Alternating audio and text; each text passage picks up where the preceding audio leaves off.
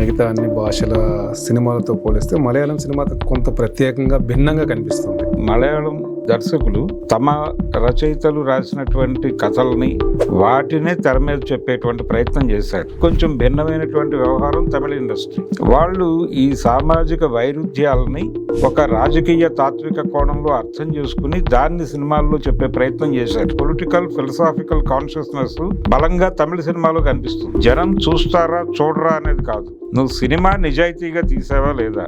ఇప్పుడు వంశవృక్ష అనేటువంటి భైరప్ప గారి నవలని కన్నడ ఇండస్ట్రీ వాళ్ళు సినిమా తీయగలిగారు. అది తెలుగులో ఎందుకు చేయలేరు? అలాంటి ప్రయోగాలు ఎందుకు చేయలేరు? కురూపి అని ఒక కథ ఉంది, అందులో ఆయన ఒక మౌలిక విషయాన్ని మాట్లాడతాడు కుటుంబరావు గారు. అన్ని సినిమా ఇండస్ట్రీలని ఇట్లా దూరం వెళ్ళిపోయాయి కదా సార్ కమర్షియల్ చట్రాల్లోకి.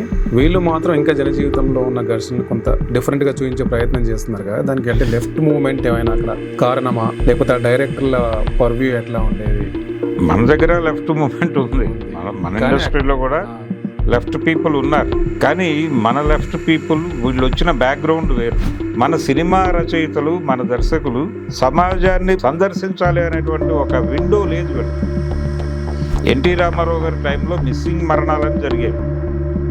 చంపేసి కాల్చేసి బూడిద చేసేసి ఆ బూడిదని ఎక్కడో కప్పెట్టేసి డిపార్ట్మెంటే చేతులు దులిపేసుకుంటాం. రాజన్ అనేటువంటి ఒక విద్యార్థిని ఎమర్జెన్సీలో రాజ్యం చంపేసింది అక్కడ కేరళలో. ఆ రాజన్ ఇన్సిడెంట్ మీద దాదాపు 4 సినిమాలు తీశారు. తెలుగు సమాజంలో సంభవించినవి బయట సినిమాలు చేస్తారు కానీ మనం తీయం. తెలుగులో రీమేక్ అయిన సందర్భంలో కూడా ఒరిజినల్ కంటెంట్ని చాలా ఇబ్బంది పెడతారు. వకీల్ సాబ్ దాని ఒరిజినల్ అమితాబ్ చేశాడు హిందీలో. తెలుగు సమాజాన్ని తెలుగు సినిమాలో చూడటం కష్టం. తెలుగు సామాజిక ఘర్షణలు తెలుగు సినిమాలో రిఫ్లెక్ట్ కావు. ఐవి శశి గారు ఒక అద్భుతమైన సినిమా తీశాడు, హర్ నైట్స్ అనో ఏదో ఒక ఇంగ్లీష్ టైటిల్ పెట్టి. ఆ రోజుల్లో మలయాళం సినిమా అంటే బూత్ సినిమాగా ఒక అభిప్రాయం ఉండేది జనాలు. తిరోగమన విలువల్ని ప్రచారం చేసేటువంటి దర్శకుల్ని నెత్తిన పెట్టుకుని సినిమాలు చేస్తున్నారు. దానికి ఒక అద్భుతమైన ఉదాహరణ త్రివిక్రమ్ శ్రీనివాస్. ఈవెన్ బ్రహ్మయుగంలో ఒక రకమైన ఆ క్యారెక్టర్ కూడా చాలా వస్టిక్ గా ఉంటుంది. చేస్తాడు అంటే ఇది ఒకప్పుడు తెలుగు హీరోల్లో కూడా కొంచెం ఉండేది ధోరణి. ఇప్పుడు చిరంజీవి గారు తొలి దశలో చేసినటువంటి కొన్ని క్యారెక్టర్లు, ఆయన ప్రాణం ఖరీదులో పాలేరు పాత్ర, న్యాయం ఖరీదులో ఒక అమ్మాయిని మోసం చేసి వెళ్ళిపోయే పాత్ర, అలాంటి క్యారెక్టర్లు చేసిన చరిత్ర ఉంది ఆయన. కానీ ఇప్పుడు అలాంటి పాత్రలు చేస్తాడు ఆయన.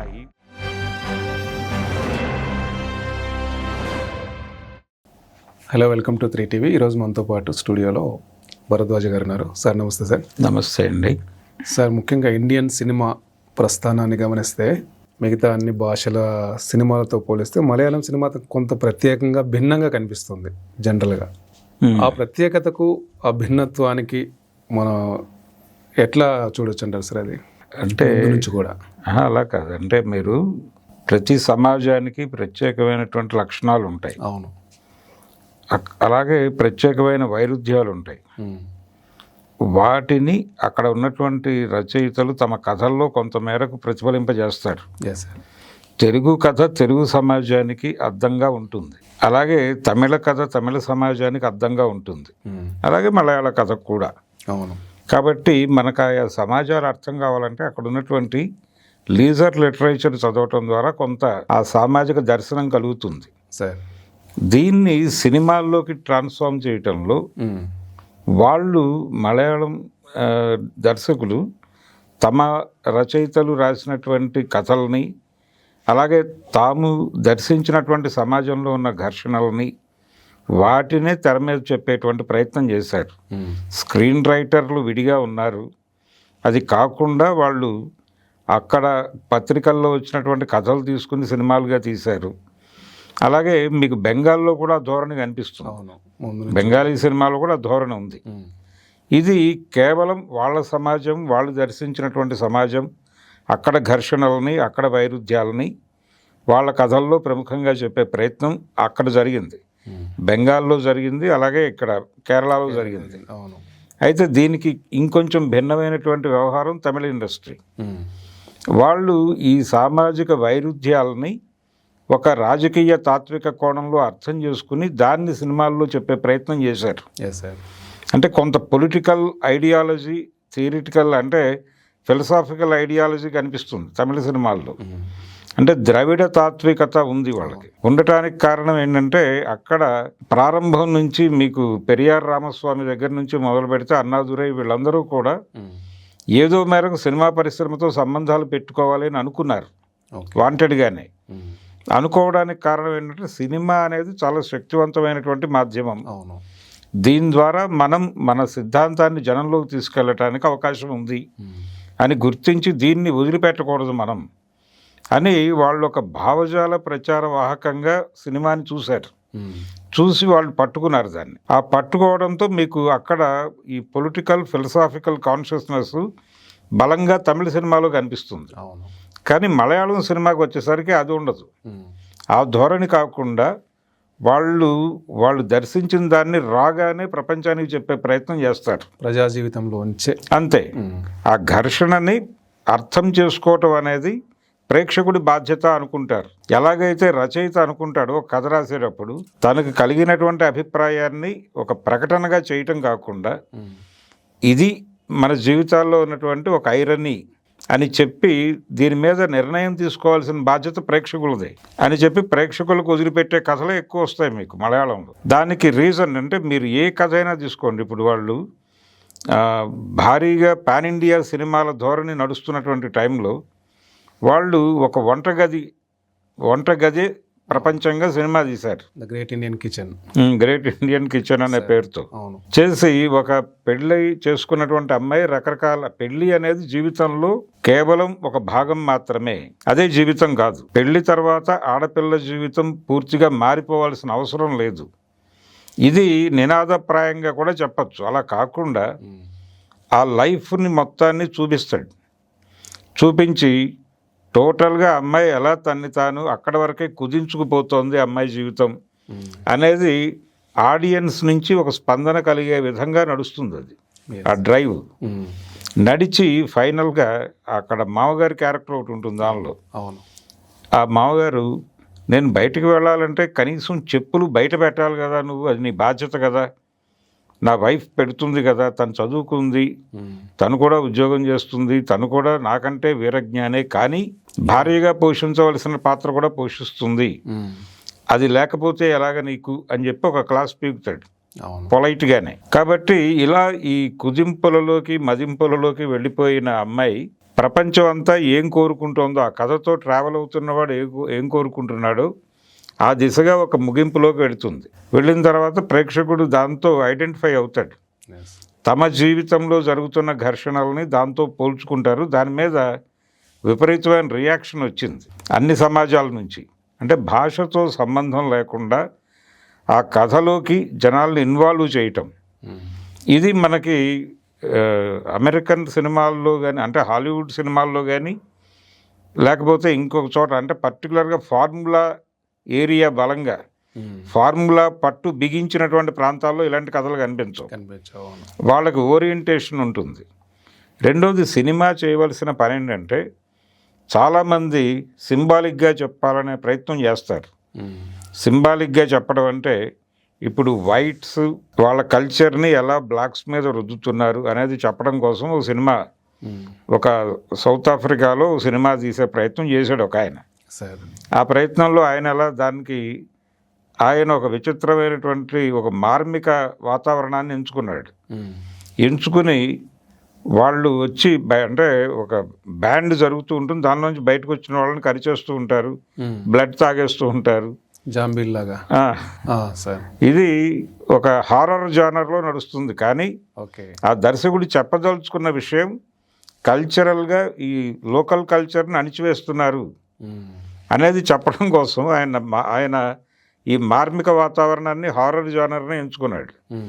దాంతో ఏమవుతుంది, చెప్పదలుచుకున్నటువంటి విషయం కిందకి వెళ్ళిపోతుంది. అది కింది లేయర్లోకి వెళ్ళిపోయి ఇవన్నీ అప్పర్ లేయర్లోకి వస్తాయి.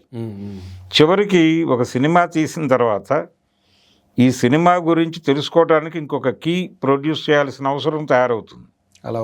అలా ఉండకూడదు. సినిమాని మీరు ఒక జీవితాన్ని దర్శింపజేస్తే మీరు ప్రొజెక్ట్ చేసినటువంటి దాని నుంచి ఆడియన్స్ ఎలా రిసీవ్ చేసుకున్నారు, వాళ్ళల్లో రకరకాల ఆలోచనలు కలగాలి, కలిగి వాళ్ళు డిస్కషన్లోకి రావాలి. ఈ ఎండింగ్ ఏమిటి, ఇలా జరగాలి కదా అనేటువంటి చర్చలోకి వెళ్ళాలి. ఆ చర్చలోకి తీసుకువెళ్ళేటువంటి సాహిత్యము, అలాగే సినిమా అనేది కేవలం వ్యాపారంగా మాత్రమే చూడటం జరగలేదు అక్కడ. జరగకపోవడం వలన రకరకాల కథలు వాళ్ళు ఎంపిక చేసుకోవడానికి అవకాశం దొరికింది. ఓకే. ఎప్పుడైతే సినిమా అనేది ఒక వ్యాపారం, పూర్తి వ్యాపారమే, అంటే అక్కడ కూడా వ్యాపారమే, వాళ్ళు ఏదో ప్రపంచానికి నీతులు చెప్పడం కోసం సినిమాలు తీయట్లేదు. బిజినెస్ అంటే కమర్షియల్ అంటే ఇక్కడ ఇంకొక గొడవ ఉంది.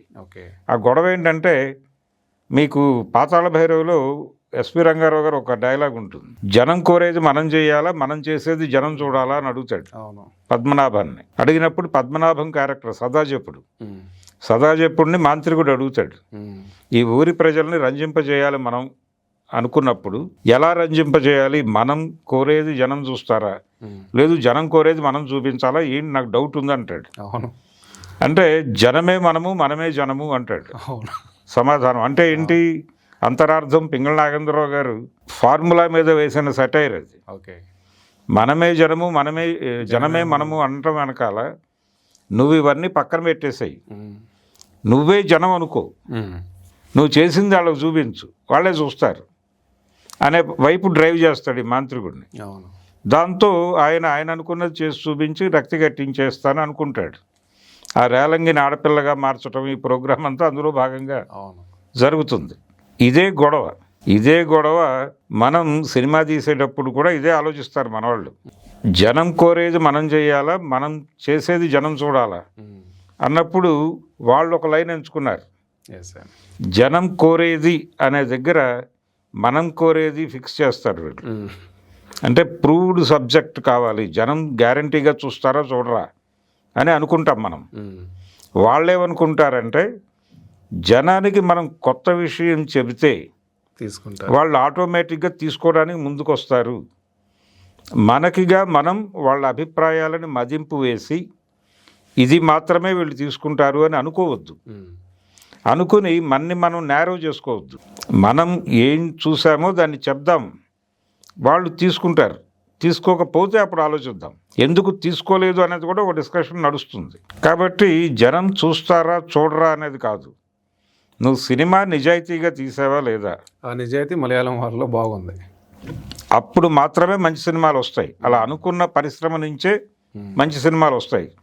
అది బెంగాలీ సినిమా కావచ్చు, లేకపోతే మలయాళం సినిమా కావచ్చు, ఇంకొక ధోరణిలో తమిళ సినిమా కావచ్చు, కొన్ని సందర్భాల్లో కన్నడ సినిమా కావచ్చు. అంటే ప్రాంతీయ భాషా చిత్రాలకి ఒక పరిధి ఉంటుంది, అంటే మార్కెట్ పరిధి ఉంటుంది అనేది వాస్తవం. కానీ ఆ జీవితాలు తెలుసుకోవాలనే తపన ప్రపంచానికి ఉంటుంది. అందుకనే మీకు ప్రపంచ అనువాద సాహిత్యం ఎందుకు పెరిగింది? ఇప్పుడు డోస్టోవస్కీనో లేకపోతే గోర్కీనో వీళ్ళందరూ కేవలం రష్యాకి పరిమితం కాలేదు కదా, ప్రపంచవ్యాప్తంగా చాలామందికి తెలుసు.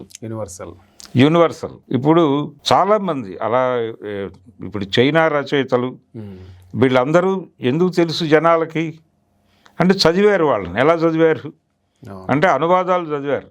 7 తరాలు అనే పుస్తకం జనాల్లోకి విస్తృతంగా వెళ్ళింది కదా, చదివారు కదా. అది జిరాక్సులు తీసుకుని చదవటం నాకు తెలుసు, కాపీలు అయిపోయినాయంటే. ఎందుకు చదివారు అంటే చాలా ఓపెన్గా అందులో ఉన్నటువంటి కంటెంట్ జనాలకి ఇంట్రెస్ట్ అనిపించింది. అది అలాంటి ఆలోచన ఒక సినిమా దర్శకుడికి వస్తుందా తెలుగులో అంటే అనుమానమే, రాదు. ఎందుకంటే వీళ్ళు ముందే ప్రూవ్డ్ సబ్జెక్ట్ అవునా కాదా అని వెరిఫికేషన్ మొదలు పెడుతున్నారు. ఈ ప్రూవ్డ్ సబ్జెక్టు అనేటువంటి అభిప్రాయంతో తెలుగు సినిమా దర్శకులు ప్రారంభ దశలో వాళ్ళు జనాలు చూస్తున్నటువంటి పౌరాణిక కథాంశాలనే సినిమాలుగా తీశారు. అంటే పద్య నాటకాలకి జనాలు విపరీతంగా అట్రాక్ట్ అయ్యేవాళ్ళు ఆ రోజుల్లో. అక్కడ ఆదరణ పొందుతున్నటువంటి కృష్ణ తులాభారము, లేకపోతే కృష్ణరాయభారము, లేకపోతే పడకసీనో, వీటినే నేపథ్యంగా తీసుకుని రామాయణ భారత కథల్ని అక్కడ చూపించేవాళ్ళు. రామ రావణ యుద్ధము, లేకపోతే రామాంజనేయ యుద్ధము, ఈ తరహా పౌరాణిక కథల్ని వాళ్ళు స్టేజ్ మీద పెర్ఫామ్ చేసేవాళ్ళు. పాండవోద్యోగ పర్వాలు ఇవన్నీ, అంటే చల్లపల్లి వెంకట శాస్త్రి గారు రాసినటువంటి ఆ పద్యాలు ఇవన్నీ జనాల్లోకి వెళ్ళిపోయినాయి. దాంతో వాటినే తీసుకుని రాయబారము, లేకపోతే కాటిసీను, హరిశ్చంద్ర నాటకం ఇవన్నీ ప్రదర్శించేవాళ్ళు. అయితే ఈ నాటకాల ప్రమోషన్ వెనకాల కూడా ఒక ప్రోగ్రాం ఉండేది సమాజానికి. ఏ నాటకాన్ని ఏ టైంలో ఎవరు ప్రమోట్ చేస్తారు అనేది కూడా గమనించాలి. ఓకే. హరిశ్చంద్ర నాటకాన్ని ఒక దశలో విపరీతంగా వ్యాపార వర్గాలు ప్రమోట్ చేశాయి తెలుగు సమాజంలో. అంటే హరిశ్చంద్ర నాటకం వేస్తే ఆ ప్రాంతపు వడ్డీ వ్యాపారులు డబ్బులు ఇచ్చేవాళ్ళు, ఆ నాటకం వేయండి జనాల్లో అని. ఓకే. అంటే నిజాయితీ జనాల్లో పాదుకొల్పటం. ఏ నిజాయితీ? ఒకవేళ హరిశ్చంద్రుడు అప్పు తీసుకోలేదు, అది వేరే గొడవ, కానీ కమిటెడ్గా ఉన్నాడు ఇచ్చిన మాటకి. ఓకే. ఆ కమిట్మెంట్ కోసం, ఇప్పుడు కమిట్మెంట్ అంటే బూతు మాట అయిపోయింది, అది వేరే గొడవ. నిబద్ధత అందాం మనం తెలుగులో. కమిట్మెంట్ అంటే సినిమా ఇండస్ట్రీ వాళ్ళు కాస్టింగ్ కౌచ్లోకి లాగుతున్నారు. ఓకే. కాబట్టి ఆ పదం వాడకుండా ఉండటం బెటరు. నిబద్ధత అని వాడితే, నిబద్ధుడై హరిశ్చంద్రుడు ఇచ్చిన మాట ప్రకారం ఆ డబ్బులు చెల్లించడం కోసం విశ్వామిత్రుడికి ఆ నక్షత్రుడు వెనకాల తిరుగుతుంటే వాడికి చెల్లించి ఎప్పటికప్పుడు పంపించడం కోసం అవసరమై భార్యని అమ్మేస్తాడు, కొడుకుని అమ్మేస్తాడు. ఈ నిబద్ధత మా దగ్గర అప్పులు తీసుకున్న వాళ్ళందరికీ ఉండాలి. వీళ్ళందరూ కూడా అంతే నిబద్ధతతో టైం వచ్చినప్పుడు ఈరోజు నేను వడ్డీతో సహా అప్పు చెల్లిస్తాను అని రాసినప్పుడు, ఆ రోజు సాయంత్రానికి నీకు డబ్బులు సమకూరని పక్షంలో నీ భార్యనో కొడుకునో అమ్మేసైనా తీసుకొచ్చి డబ్బులు కట్టు అనేటువంటి ఒక నిబద్ధతని ప్రజల్లో పాదుకొల్పడం కోసం ఈ నాటకాన్ని విపరీతంగా వ్యాపార వర్గాలు ప్రమోట్ చేశాయి, వీధి వీధిన ఆడండి అని. కాబట్టి పర్పస్ ఉంటుంది ప్రతిదానికి. సతీ సావిత్రి నాటకం ప్రదర్శనకి ఒక పర్పస్ ఉంటుంది. ఇదొక గొడవ. ఈ నాటకాలు ఇలా జనరంజకం అయిపోయిన నాటకాలన్నింటినీ తీసుకొచ్చి సినిమాలు చూపించి పౌరాణికాలు సినిమాలుగా తీయటం ద్వారా, అంటే ప్రూవ్డ్ సబ్జెక్ట్ అనే నమ్మకమే. ఓకే. అంటే తొలి దశలో ఎలా ఉండేదంటే సినిమాలకు జనాలు వచ్చేవాళ్ళు కాదు. ఏది ఇక్కడ తెలుగునాట సినిమా హాల్ మొట్టమొదటి కట్టినవాడు పోతిన శ్రీనివాసరావు గారు. 1921లో విజయవాడలో మారుతి సినిమా అనే పేరుతో ఆయన ఒక థియేటర్ కట్టాడు. ఇప్పుడు లేదు అది. 2 తెలుగు రాష్ట్రాల్లో మొదటి పర్మనెంట్ థియేటర్ అది. 100 ఏళ్ళు అయిపోయింది. అది 100 ఏళ్ళు దాటింది. అది ఆ థియేటర్ పగలగొట్టేసి కాంప్లెక్స్ కట్టారు ఇక్కడ, షాపింగ్ కాంప్లెక్స్. అది హిస్టారికల్ థియేటర్. ఆ థియేటర్ కట్టిన తర్వాత అందులో సినిమాలు వేస్తే జనాలు వచ్చేవాళ్ళు కాదట. జనాల్ని రప్పించడం కోసం ఈయన ఇంటర్వెల్లో బలానా నటుడు కురుక్షేత్రంలో నుంచి పద్యాలు ఆలపిస్తాడు అని చెప్పి పేపర్లో యాడ్ వేస్తే దానికోసం వచ్చేవాళ్ళు జనాలు. ఆ ఇంటర్వెల్లో ఆయన పాడే పద్యాలు వినడం కోసం ఈ సినిమా భరించడానికి వచ్చేవాళ్ళు. అలాగే సోడాలు ఇవన్నీ ఉచితం అని చెప్పి ప్రకటన వేసేవాళ్ళు. ఇన్ని చేస్తే కానీ జనాలు వచ్చేవాళ్ళు కాదు థియేటర్కి. ఆ రోజున ఏదైనా ఒక ప్రముఖ నటుడి నాటకం ఎక్కడైనా ప్రదర్శితం అయితే థియేటర్ దగ్గరలో, ఆ రోజు సినిమాకి వచ్చేవాళ్ళు కాదు ఎవరు, అక్కడికే వెళ్ళిపోయేవాళ్ళు అందరూ. ఇటువంటి పరిస్థితుల్లో సినిమాని ఎలా బతికించుకోవాలి, సినిమా హాల్ని ఎలా బతికించుకోవాలి అని స్ట్రగుల్ అయ్యేవాడు ఆయన. ఈయన స్ట్రగుల్ చూసి దుర్గా కళామందిర్ వాళ్ళు దాన్ని నాటకశాలగానే ఉంచారు. సినిమా ఎక్విప్మెంట్ ఉండేది దానిలో, కానీ నాటకాలు ఆడేవాళ్ళు. సినిమా ఆడేటప్పుడు సినిమా ఆడేవాళ్ళు, మిగిలిన టైంలో నాటకాలే ఆడేవాళ్ళు. ఓకే. అలా వాళ్ళు రెండు యాక్టివిటీస్ని నడపడం ద్వారా దాన్ని నిలబెట్టారు. ఇది కేవలం సినిమానే. ఓకే. దాంతో ఆ గొడవ ఉంది సమాజంలో. అప్పటి నుంచి వీళ్ళు ప్రూవ్డ్ సబ్జెక్ట్ కోసం తిరగటం మొదలుపెట్టి పౌరాణిక సినిమాలని సినిమాలుగా తీసి, అంటే జనం గ్యారంటీగా చూడాలి. మనం రూపాయి పెట్టామంటే చచ్చినట్టు జనం నుంచి రావాలి డబ్బులు. ఓకే. ఇది గొడవ.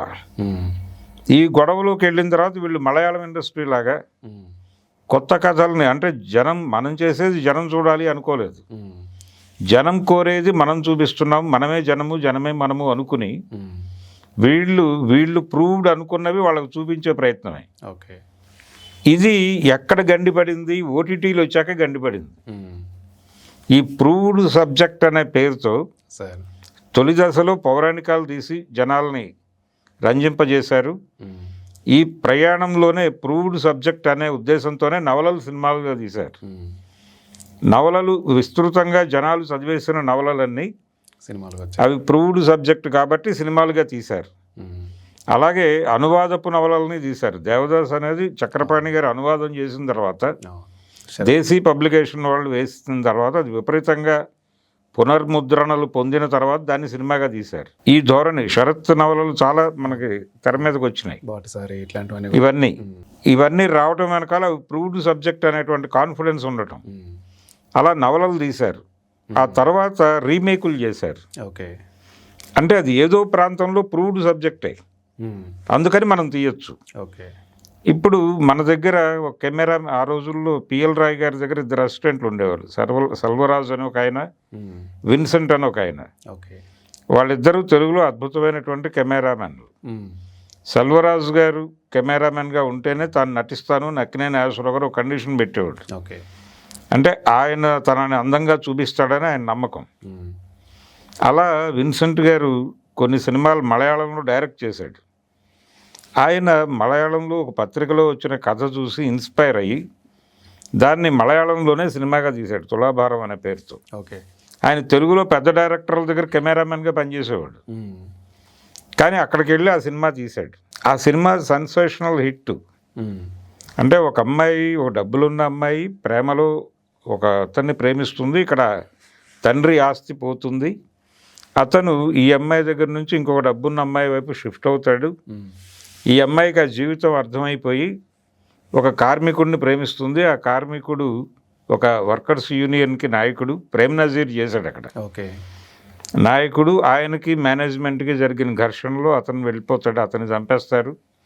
ఆ కుటుంబం పూర్తిగా రూయిన్ అయిపోతుంది, ఎవరు పట్టించుకోరు. ఈ పట్టించుకోని క్రమంలో ఆ కుటుంబం ఆత్మహత్యా ప్రయత్నం చేస్తుంది. దానిలో సమాజపు పాత్ర ఏమిటి అనేది ఆవిడ నిలదీస్తుంది. అది కథ. ఓకే. దీన్ని అంటే ఇలా ఫైట్ చేసే వాళ్ళని కాపాడుకోవాల్సిన బాధ్యత సమాజానికి కూడా ఉంటుంది కదా. సమాజం ఇర్రెస్పాన్సిబిలిటీగా ఉంటే మీ జీవితాలు ఒక్క అడుగు కూడా ముందుకు వెళ్ళవు అనేటువంటి సందేశంతో ముగుస్తుంది అది. ఓకే. ఇక్కడ ఏం తీశారు సార్ అది? కోర్టులు కూడా విషయాన్ని ఏదో మీకు లభించిన సాక్ష్యాధారాల మేరకు చూడొద్దు.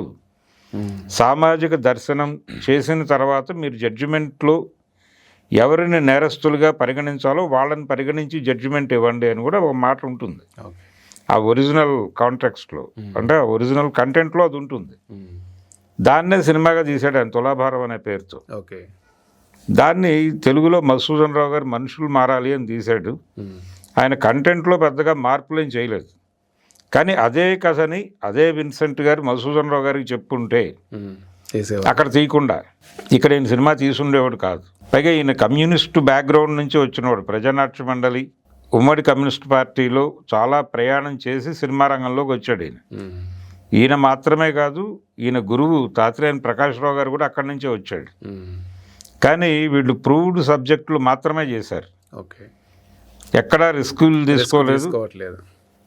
డబ్బులు అనేది మాత్రమే. అంటే ఈవెన్ విశ్వనాథ సత్యనారాయణ గారి నవలలు కూడా ఎందుకు తెరకెక్కలేదు? ఒక ఏకవీర వెళ్ళింది, కానీ అది ప్రాపర్గా జనాలలోకి వెళ్ళలేదు. ఆ నవల, ఆ కథ వెళ్ళలేదు. వెళ్ళకపోవడంతో డబ్బులు రాలేదు. దాంతో డిఎల్ నారాయణ మీద ప్రతి ఒక్కళ్ళు కామెంట్ చేశారు, ఓకే, ఎందుకు రిస్క్ చేసావని. అది ప్రూవ్డ్ సబ్జెక్టే, విపరీతంగా చదివారు కదా అన్నాడు ఆయన. అంటే లేదు, ఇలాంటి విషయాల్లో కేర్ తీసుకోవాలి. కమర్షియల్ నవలలు సినిమాలుగా వర్కౌట్ అవుతాయి. అంటే అన్ని వర్గాల ప్రేక్షకుల్ని రంజింపజేయటం అనేది సినిమాకి ఒక మౌలిక సూత్రంగా వీళ్ళు డిసైడ్ అయిపోయి ఉన్నారు. ఒక ఫార్ములా చట్రం వేసుకుని ఉన్నారు వీళ్ళు. అంతే తప్ప మనం ప్రభావవంతంగా, మనం కళాత్మకంగా జనాలకు విషయం చెప్పాలి అని అనుకోలేదు. ఆ అనుకోకపోవడం అనేది తెలుగు సినిమా పరిశ్రమలకి, మిగిలిన సినిమా ఇవన్నీ అక్కడి నుంచి మొదలైనవే, మెడ్రాస్ నుంచి మొదలైన ప్రయాణాలే అయినప్పటికీ తెలుగు సినిమా నిర్మాతలు తెలుగు సినిమాని తమ అదుపాజ్ఞల్లో ఉంచారు. ఇతర ప్రాంతాలలో రచయితలు, అక్కడ వచ్చినటువంటి సాహిత్యం, ఇప్పుడు వంశవృక్ష అనేటువంటి భైరప్ప గారి నవలని కన్నడ ఇండస్ట్రీ వాళ్ళు సినిమా తీయగలిగారు. అది తెలుగులో ఎందుకు చేయలేరు? అలాంటి ప్రయోగాలు ఎందుకు చేయలేరు? తెలుగులో చాలా కథలు వచ్చినాయి, చాలా అద్భుతమైనటువంటి కుటుంబరావు గారి కథలు. దానిలో ఆయన చాలా వైరుధ్యాలు మాట్లాడతాడు, జీవితంలో ఉన్న వైరుధ్యాలు. అంటే ఆయన కురూపి అని ఒక కథ ఉంది, అందులో ఆయన ఒక మౌలిక విషయాన్ని మాట్లాడతాడు కుటుంబరావు గారు. కురూపితనము అనేది వర్గ సమాజంలో అది పెద్ద సమస్యగా మారకపోవచ్చు అని చెప్తాడు ఆయన. అంటే ఇప్పుడు కురూపిగా ఉన్నటువంటి అమ్మాయిని ఒక అందమైన కుర్రాడికి ఇచ్చి పెళ్లి చేయటానికి ఆ కురూపితనం అడ్డం కాదు. ఎందుకంటే ఈ అమ్మాయిని పెళ్లి చేసుకుంటే ఒక 5 కోట్ల కట్నం వస్తుంది. ఆఫర్ ఉందనుకోండి, లేదు ఆ అమ్మాయికి ఒక 50 కోట్ల ఆస్తుంది అన్నప్పుడు ఆ అమ్మాయిని పెళ్లి చేసుకోవడానికి ముందుకు వస్తాడు ఎవడో ఒకడు. అక్కడ ఆ అమ్మాయికి పెళ్లి కావడం అనేది ఇష్యూ కాదు. కానీ వర్గ సమాజం రద్దయిపోతే, ఈ ఆస్తులు ఇవన్నీ విలువలు కోల్పోతే అప్పుడు ఈ కురూపుతనం అనేది ఇష్యూగా మారుతుందా మారదా అని ఒక ప్రశ్నని లేవనెత్తాడు. ఇలాంటి కథల్ని ఎందుకు మీరు పట్టించుకోలేదు? సినిమా ఆయన మెడ్రాస్లో కూర్చునే విజయ కాంపౌండ్లో కూర్చునే రాశాడు అది. అవి ఎందుకు వీళ్ళకి కథలుగా కనిపించలేదు? అంటే కథగా కాగితం మీద రాసేస్తే దాన్ని ఒక పత్రిక వచ్చేస్తే జనాలు చదువుతారు, జనాలు చదివారు, దాని మీద చర్చించారు. కానీ అది ఒక ప్లెయిన్లో జరిగింది, ఒక ఇంటలెక్చువల్ ప్లెయిన్లో మాత్రమే జరిగింది. కాబట్టి వీళ్ళ టికెట్లు మాత్రమే ప్రధానం కాదు. మనకి ఏ సెంటర్లో కొన్ని టికెట్లు తెగుతాయేమో, బి సెంటర్లు సి సెంటర్ల పరిస్థితి ఏంటి, బాల్కనీ టికెట్లు తెగుతాయి, ఫస్ట్ క్లాస్లో కొన్ని టికెట్లు తెగచ్చు, బెంచి నేల టికెట్ల పరిస్థితి ఏంటి, ఇన్ని క్యాలిక్యులేషన్స్లో ఉంటారు. ఆ విషయాన్ని వాళ్ళకు కూడా అర్థం చేయించి వాళ్ళని కూడా రంజింపజేసి వాళ్ళని కూడా కొత్త సబ్జెక్టు వైపు డ్రైవ్ చేద్దాం అనేటువంటి ఆలోచన లేకపోవడం వలన మనం ఆ కథలను వదిలిపెట్టేసాం, అలాగే పట్టించుకోలేదు. ఒకవేళ ప్రయత్నం చేసినా కానీ దాన్ని కూడా కమర్షియల్ ఫార్ములాలోకి తీసుకురావటం. తమ రీమేకులు కూడా అలాగే చేసాం మనం. రీమేకులు చేయటంలో కూడా మనం అక్కడ ఒరిజినల్ కాంటెక్స్ట్లో వాళ్ళు చెప్పిన దాన్ని తెలుగులోకి వచ్చేసరికి మార్పులు చేయటం. ఇప్పుడు మన్వాసన అనే సినిమా బాలచందర్ గారు మట్టి వాసన అనే పేరుతో పొయిటిక్ సినిమా తీశాడు. దాన్ని మంగమ్మ గారి మనవడు అనే పేరుతో బాలకృష్ణని పెట్టి కోడి రామకృష్ణ గారు టోటల్ కమర్షియల్ మ్యాటర్లో నడిపాడు, జస్ట్ ఆ స్కెల్టన్ తీసుకుని. ఈ సినిమా చూసి భయపడ్డట్టు ఆయన భారతీరాజా. ఏది మొదట ప్రివ్యూ వేసినప్పుడు చూసి అనవసరంగా మీకు అమ్మాయిన్ రైట్స్ అని చెప్పి పశ్చాత్తాపడ్డట్టు ఆయన. అయితే కమర్షియల్గా ఇది చాలా పెద్ద హిట్ అయింది, డబ్బులు విపరీతంగా వచ్చాయి. దాంతో పోలిస్తే ఇదంతా వేరు. కానీ ఆ కథకుడి ఆత్మ క్షోభించిన మాట వాస్తవమా కాదా అన్నది చూడాలి. అన్ని సినిమా ఇండస్ట్రీలని ఇట్లా దూరం వెళ్ళిపోయాయి కదా సార్ కమర్షియల్ చట్టాల్లోకి. వీళ్ళు మాత్రం ఇంకా జనజీవితంలో ఉన్న ఘర్షణలు కొంత డిఫరెంట్గా చూపించే ప్రయత్నం చేస్తున్నారు కదా. దానికి అంటే లెఫ్ట్ మూవ్మెంట్ ఏమైనా అక్కడ కారణమా, లేకపోతే ఆ డైరెక్టర్ల పర్వ్యూ ఎట్లా ఉండేది? మన దగ్గర లెఫ్ట్ మూవ్మెంట్ ఉంది, మన ఇండస్ట్రీలో కూడా లెఫ్ట్ పీపుల్ ఉన్నారు. కానీ మన లెఫ్ట్ పీపుల్ వీళ్ళు వచ్చిన బ్యాక్గ్రౌండ్ వేరు, వీళ్ళు వచ్చిన నేపథ్యము, వీళ్ళు పర్టికులర్గా middle class, upper middle class, ఇంకా ఆస్తిపర వర్గాల నుంచి వచ్చారు. వీళ్ళు కమ్యూనిస్టు పార్టీలోకి అలాగే వెళ్ళారు, అక్కడి నుంచి సినిమా పరిశ్రమలోకి అలాగే వచ్చారు. వీళ్ళు వచ్చినప్పుడు వీళ్ళకి కింది తరగతి జీవితాలని ప్రభావవంతంగా చెప్పాలి అనేటువంటి స్పృహ ప్రాపర్గా లేదు. రెండోది వీళ్ళు దీని నుంచి డబ్బు చేసుకోవాలి అనే అనుకున్నారు. అనుకోవడం వలన వీళ్ళ నిబంధనలు వీళ్ళే ఫిక్స్ చేసేసుకున్నారు.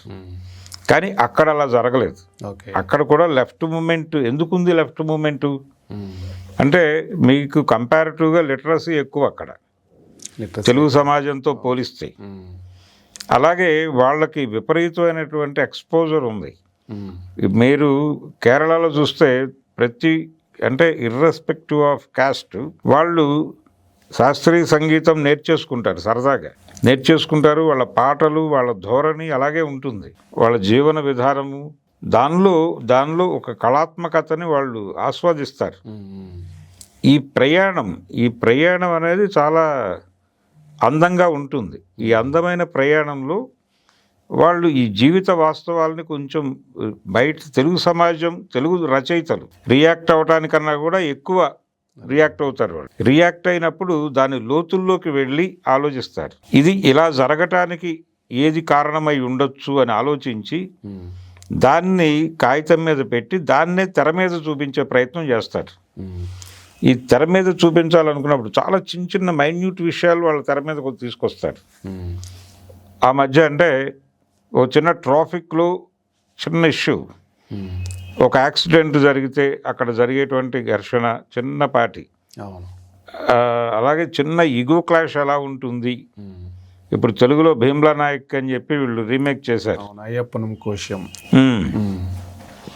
ఆ ఒరిజినల్ కంటెంట్లో ఉండేటువంటి ఆ ఈగో క్లాష్ అనేది వాళ్ళిద్దరి మధ్య చాలా వాస్తవికంగా ఉంటుంది, ఎక్కడ డ్రామా ఉండదు. నిజమే కదా అనిపిస్తుంది అతని కోణంలోనూ ఇతని కోణంలో కూడా. ఇలాంటి సున్నితమైన అంశాలు పట్టుకుని సినిమాగా చెప్పచ్చు దీన్ని. ఇది చెప్పాల్సిన అవసరం ఉంది, బాధ్యత ఉంది అని అనుకుంటారు. ఓకే. ఇప్పుడు ఉదాహరణకి మనం రోడ్డు మీద వెడుతూ ఉంటే ఒక చోట యూటర్న్ తీసుకోవాలి. యూటర్న్ అనేది నిజానికి యూటర్న్కి ముందు రూపం ఏమిటి, మనకి జంక్షన్లో లైట్లు ఉండేవి. ఓ ట్రాఫిక్ పోలీస్ గారు అక్కడ ఉండి ఒకళ్ళని ఆపి ఒకళ్ళని పంపించేవాడు. ఈ రెగ్యులేటింగ్ ప్రోగ్రామ్ని వైలేట్ చేసి దానికి ఎందుకు మ్యాన్ పవర్ని ఉంచాలని చెప్పి యూటర్న్ సిద్ధాంతం పట్టుకొచ్చారు. యూటర్న్ అంటే అవతల ట్రాఫిక్ వస్తూనే ఉంటుంది, దానికి అకామిడేట్ అవుతూ వీడు టర్న్ తీసుకుని వెళ్ళాలి. అవతల వచ్చేవాడికి ఈ యూటర్న్ వాడికి అవకాశం కల్పించాలి మనం అనేటువంటి స్పృహ ఉండదు. తను యూటర్న్ తీసుకునేటప్పుడు అనుకుంటాడు, కరెక్ట్, ఈ వస్తున్న వాడికి ఆ స్పృహ ఉండాలి అని అనుకుంటాడు. కానీ తను వస్తున్నప్పుడు యూటర్న్ తీసుకునేవాడి గురించి అలా ఆలోచించాడు. హారన్ కొట్టడం మొదలు పెడతాడు. ఇతనికేమో అక్కడ యూటర్న్ తీసుకోకపోతే ఇబ్బంది. వీడు యూటర్న్ తీసుకునేటప్పుడు ఒక క్షణం హోల్డ్ చేయొచ్చు కార్ని, లేకపోతే two wheeler what ever it maybe hold చేయొచ్చు. కానీ వాడు బ్రేక్ వేయకుండా హారన్ కొడుతూ ఉంటాడు, నేను వస్తున్నాను నువ్వు తప్పుకో అని. ఇది గొడవ.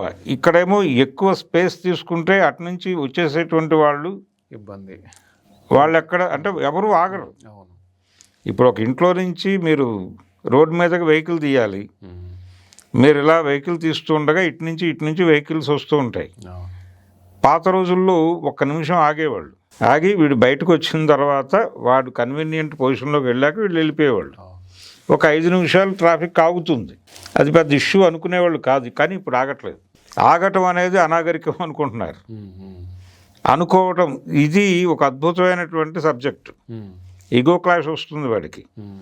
వాడు ఈ దాటేవాడు ఏమనుకుంటాడు, ఎవడైనా కొంచెం ఆగుదాం అనుకున్న వాడిని ఇబ్బందిగా చూస్తున్నారు పక్కన వాళ్ళే. మీరు అలా ఆగద్దు, మీరు అలా ఆగటం వల్ల మనం ముందుకు వెళ్ళలేము. మీరు వాళ్ళ కోసం స్పేస్ ఇవ్వకండి, ఎవరికి స్పేస్ ఇవ్వద్దు. మీరు స్పేస్ తీసుకొని ముందుకెళ్ళాలి.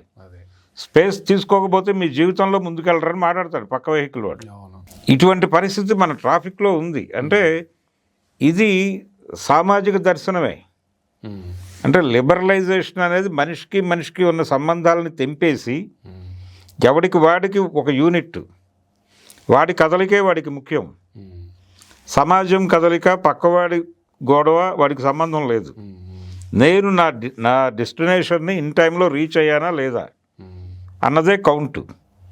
అందుకని వాడు పక్కవాడిని పట్టించుకొని తనం అక్కడ అద్భుతంగా ప్రదర్శితం అవుతుంది. ఆ యూటర్న్ దగ్గర అలాగే కొన్ని జంక్షన్స్ ఉంటాయి, వీడి నుంచి అటు రోడ్డు క్రాస్ చేయాలి, అదొక చిన్న ప్యాసేజ్ ఉంటుంది, ఇటు నుంచి వచ్చే వెహికల్ ఆగదు. వీడు ఇక మరణించటానికి సిద్ధపడి దూరాలు దానిలోకి. యాక్సిడెంట్ జరిగే ఛాన్స్ ఉంది. బై మిస్టేక్ వాడు అవతలవాడు హోల్డ్ చేయగలను అనే కాన్ఫిడెన్స్తోనే వస్తాడు. ఒకవేళ హోల్డ్ కాకపోతే వచ్చేసి గుద్దేయటమే.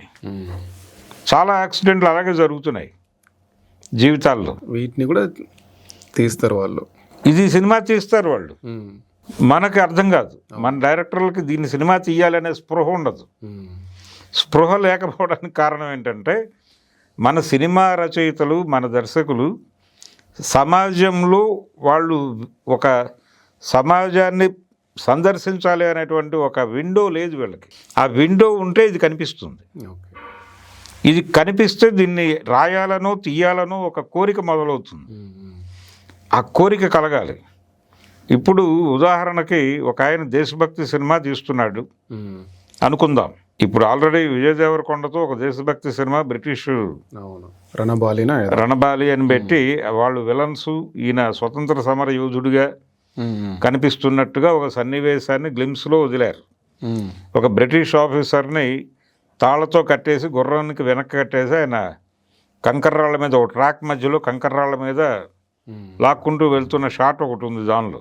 ఇది ఒక సున్నితమైన వాడైతే ఎలా ఆలోచిస్తాడంటే, ఇప్పుడు లిబరలైజ్డ్ ఎకానమీలో ఉన్నాం మనం. మొన్నే మనం యూకేతో ఒక ఒప్పందం చేసుకున్నాడు మన మోడీ గారు, వ్యాపార ఒప్పందం, మీరు పెట్టుబడులు పెట్టండి ఇక్కడ. ఇప్పుడు ఇలాంటి సీన్లు చూస్తే వాళ్ళు హర్ట్ అవుతారు కదా. కాబట్టి ఇలాంటి సినిమాలు తీయొద్దు అని చెప్తే ఏమిటి పరిస్థితి? అనే కోణంలో సినిమా చేసేస్తాడు ఎవడైనా సెన్సిటివ్గా ఉన్నవాడు. కాబట్టి ఇలా మనం సమాజాన్ని, సినిమాని, అలాగే జరుగుతున్నటువంటి సందర్భాన్ని సమన్వయం చేసుకుని ఒక సెన్సిబుల్ సినిమాని కనుక తీస్తే జనం చూస్తారు, వాళ్ళు ఫీల్ అవుతారు. వాళ్ళ రోజువారీ సమస్య అది. ఆ రోజువారీ సమస్యని వీడు భలే చెప్పాడే అనుకుంటారు. అలా అనుకునే పద్ధతిలో సినిమాలు తీయటం అనే నరం మన దగ్గర మిస్ అయింది. వాళ్ళ దగ్గర ఉంది అది. గతంలో బెంగాల్లో కూడా ఉండేది, ఇప్పుడు బెంగాలీలో కూడా ఆ నరం పోయింది. పోయి ఇప్పుడు బెంగాలీ సినిమా అధోగతి ఏ స్థాయికి చేరిందంటే తెలుగులో వచ్చిన కమర్షియల్ హీరోల సినిమాలను వాళ్ళు రీమేక్ చేస్తున్నారు. అక్కడ మహేష్ బాబు సినిమాలు, జూనియర్ ఎన్టీఆర్ సినిమాలు అక్కడ రీమేక్ అవుతున్నాయి. కాబట్టి మలయాళం సినిమా అనేది ఒక దౌర్భాగ్యమైనటువంటి పరిస్థితిలోకి వెళ్ళిపోయింది. బెంగాలీ సినిమా మలయాళీ సినిమా ఇంకా స్టిల్ అది లైవ్లోనే ఉంది. అది సమాజాన్ని చూస్తోంది. వాళ్ళ సమాజంలో వస్తున్న మార్పుల్ని అర్థం చేసుకునే ప్రయత్నం చేస్తున్నారు వాళ్ళు.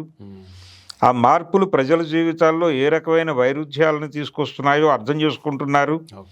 దాన్ని సున్నితంగా సమాజానికి అర్థమయ్యే పద్ధతిలో, అర్థమయ్యి వాళ్ళు ఓన్ చేసుకునే పద్ధతిలో ఎలా చెప్పాలి క్రియేటివ్గా అనేది మదనపడి దాన్ని ప్రాపర్గా చెప్తున్నారు. చెప్పటం వలన అక్కడ సినిమాలు హిట్ అవ్వగానే వీడు భలే చెప్పాడే అని ఇప్పుడు ఓటీటీలు వచ్చేసిన తర్వాత ప్రతి ఒక్కరూ అన్ని సినిమాలు చూసేస్తున్నారు. తెలుగు ప్రేక్షకులు మలయాళం సినిమాలు చూసి అరే వీళ్ళు భలే ఈ చిన్న విషయాన్ని భలే చెప్పాడే వీడు అని ఫీల్ అవుతున్నారు. ఫీల్ అయ్యి సామాజిక మాధ్యమాల్లో ప్రతి ప్రేక్షకుడు ఏదో ఒక సోషల్ మీడియా ప్లాట్ఫామ్లో మెంబర్ అయి ఉంటాడు. నిన్న రాత్రి నేను ఒక మలయాళం సినిమా చూశాను. అందులో ఒక టాప్ మలయాళం హీరో ఒక విచిత్రమైనటువంటి సైకో క్యారెక్టర్ని చేశాడు. చాలా భయం కొల్పుతుంది ఆ పాత్ర బిహేవియర్ చూస్తే. సమాజంలో ఇలాంటి వాళ్ళు ఉన్నారు, కానీ ఇలాంటి క్యారెక్టరు ఒక పెద్ద హీరో చేస్తాడా? కానీ చేశాడు. అక్కడ మమ్మూటి చేసిన ఒక సినిమా గురించి ఒక ప్రముఖ సినిమా క్రిటిక్ ఫేస్బుక్లో రాసిన వ్యాఖ్య, ఆయన అలవోకగా చేసేసాడు. అదే మన హీరోలు అయితే కనీసం కాంపౌండ్లోకి రాణిస్తారా ఇలాంటి కథ పట్టుకెళ్తే అని క్వశ్చన్ చేశాడు ఆయన. అదే పరిస్థితి. కాబట్టి వీళ్ళ కంటెంట్ చూడగానే వీళ్ళకి ఏమనిపించిందో అది రాసేస్తున్నారు. దాని మీద చర్చ జరుగుతోంది. ఇంకొంతమంది ఓటీటీలోకి వెళ్ళి ఆ సినిమా చూస్తున్నారు, చూసి వాళ్ళ అభిప్రాయాలు షేర్ చేస్తున్నారు. కాబట్టి తెలుగు ప్రజలే కదా వీళ్ళందరూ, తెలుగు ఆడియన్సే మలయాళానికి ఇప్పుడు ఓటీటీల్లో తెలుగు సినిమా ప్రేక్షకులే మలయాళం సినిమాలకి ప్రధాన ఆర్థిక వనరుగా మారారు ఓటీటీలో. దాని మీద ఇళ్లలో చర్చలు జరుగుతున్నాయి మలయాళం సినిమాల గురించి. ఈ మధ్య రీసెంట్గా మలయాళంలో ఏ సినిమా వచ్చింది, ఏ ప్లాట్ఫామ్ మీద ఉంది, మొన్న లాస్ట్ టైం చూసిన సినిమా తప్ప ఇంకేం కనబట్టలేదు ఈ ప్లాట్ఫామ్లో అని వాళ్ళు సోషల్ మీడియాలో అడుగుతున్నారు. ఏమైనా ఉంటే ఇంకెక్కడైనా ఉంటే చెప్పండి, మేము ఆ సినిమాలు చూస్తామని. అంతే తప్ప తెలుగు సినిమాలు చూస్తాము ఎక్కడుంది అని అడగట్లేదు ఎవరు. ఇది పరిస్థితి. అందుకని తెలుగు సమాజంలో అనేక వైరుధ్యాలు ఉన్నాయి. తెలుగు సమాజంలో ఇప్పుడు ఈవెన్ కారంచేడు జరిగింది, చుండూరు జరిగింది. ఈ ఘర్షణల మీద ఎవరూ సినిమాలు తీసే ప్రయత్నం ఇక్కడ చేయలే. కానీ ఇదే కథతో జై భీమ్ లాంటి సినిమాలు వాళ్ళు తీశారు తమిళ్లో. అందులో రికార్డ్ అయినటువంటి అనేక ఘటనలు ఎక్కడ జరిగినవి. అలాగే రాజన్ అనేటువంటి ఒక విద్యార్థిని ఎమర్జెన్సీలో రాజ్యం చంపేసింది అక్కడ కేరళలో. ఆ రాజన్ ఇన్సిడెంట్ మీద దాదాపు 4 సినిమాలు తీశారు వాళ్ళు విభిన్న కోణాల్లో. మన దగ్గర అనేక ఎన్కౌంటర్లు జరిగాయి ఇక్కడ. దేని మీద ఇన్ని సంఘటనల్లో ఏ ఒక్క సంఘటనని సినిమా తీయటానికి ప్రయత్నం చేయలే. ఎన్టీ రామారావు గారి టైంలో మిస్సింగ్ మరణాలని జరిగేవి. అంటే ఒక మనిషిని అరెస్ట్ చేస్తారు, చేసి చంపేసి కాల్చేసి బూడిద చేసేసి ఆ బూడిదని ఎక్కడో కప్పెట్టేసి డిపార్ట్మెంటే చేతులు దులిపేసుకుంటుంది. అతను అరెస్ట్ అయ్యాడని తెలుస్తుంది సమాజానికి, అతన్ని అరెస్ట్ చేశారని తెలుస్తుంది. ఏం చేశారని అడిగితే మాకు తెలియదు అంటారు. మీరు కంప్లైంట్ ఇవ్వండి అని చెప్పి కంప్లైంట్ తీసుకుని మిస్సింగ్ కేసు కింద నమోదు అవుతుంది అది. కానీ ఆయన ఎప్పటికీ తిరిగిడాడు. అతన్ని పట్టించిన వాళ్ళు ఇప్పుడు గోపగాని ఐలయ్య అనేటువంటి ఒక Telangana regional committee people's war నాయకుడిని హైదరాబాదులో ఉమర్ ముక్తార్ అనేటువంటి సినిమా చూస్తుండగా ఆయన కొరియర్ని సినిమా థియేటర్లోంచి లిఫ్ట్ చేశారు. ఈ రోజు వరకు మేము అరెస్ట్ చేసామని పోలీసులు అడ్మిట్ చేయలేదు. ఈ రోజు వరకు అది 80s జరిగినటువంటి ఇన్సిడెంట్. ఈ రోజు వరకు పోలీసు వారు అడ్మిట్ చేయలేదు. వాళ్ళిద్దరిని తీసుకెళ్ళి చంపేశారు. వాళ్ళిద్దరూ ఆ థియేటర్కి వెళ్తున్నారు ఆ సినిమాకి అని చెప్పిన ఇన్ఫార్మర్ మీడియా ముందు కన్ఫెస్ అయ్యాడు. అంటే ఎవరికి తెలిసి ఉండొచ్చు అని పార్టీ ట్రాక్ చేసి బలానా వాడు ఎక్స్పోజ్ చేసి ఉండొచ్చు అని అతను ఇంట్రాగేట్ చేస్తే వాడు ఓపెన్ అయ్యాడు. ఓకే, నేనే ఇన్ఫర్మేషన్ చెప్పాను అని. అది మీడియాని పిలిపించి చెప్పారు. అడవుల్లోకి మీడియాని పిలిచి వాళ్ళ ముందు మాట్లాడించారు. అది పేపర్లో వచ్చింది. అయినా పోలీసులు మాకు తెలియదనే అంటారు. ఇది పరిస్థితి. ఈ సంఘటనల మీద అద్భుతమైన సినిమా తీసుండొచ్చు కదా తెలుగు సమాజం, ఎందుకు తీయదు? ఇలాంటి సంఘటనలు అనేక మనకి న్యూస్కి సంబంధించి విపరీతమైన సోర్సు కేరళ కన్నా తమిళనాడు కన్నా ఇక్కడ హ్యాపెనింగ్స్ ఎక్కువ తెలుగు సమాజంలో. తెలుగు సమాజంలో సంభవించినవి బయట సినిమాలు తీస్తారు కానీ మనం తీయం. అంటే మన దర్శకులు, మన రచయితలు, మన ప్రొడ్యూసర్లు, మన డిస్ట్రిబ్యూటర్లు వీళ్ళందరూ కూడా వీళ్ళ బుర్రలకి వీళ్ళే సంఖ్యలు వేసేసుకుని ఇది చూడరు, ఇది చెయ్యరు, ఇది మాట్లాడరు అని వాళ్ళే అనే గొడవే. అందుకని ఇక్కడ మనకి ఆ కంటెంట్ కనిపించదు.